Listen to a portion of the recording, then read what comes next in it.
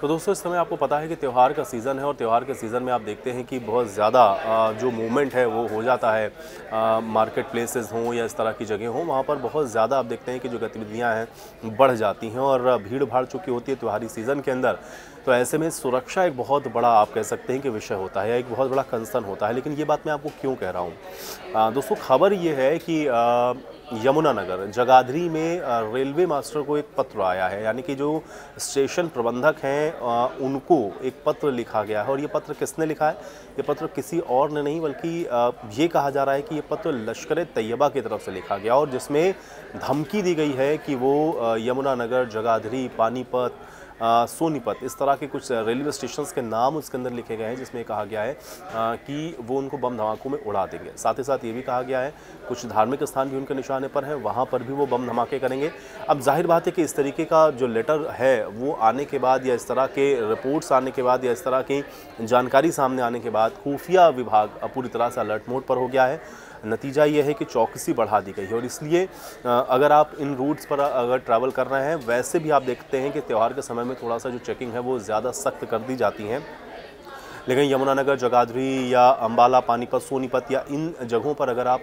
या इस रूट से अगर आप ट्रैवल कर रहे हैं तो फिर आपको ये जो सिक्योरिटी एक तरीके से आप कह सकते हैं जो सुरक्षा व्यवस्था है वो आपको चाक-चौबंद दिखेगी। और न सिर्फ ये सुरक्षा व्यवस्था चाक-चौबंद है बल्कि इन जगहों पर आपको ये भी हो सकता है कि जो सुरक्षा घेरा है उसमें भी आपको काफ़ी समय लगे और इस जगह पर आपको जो अपनी जाँच पड़ताल है वो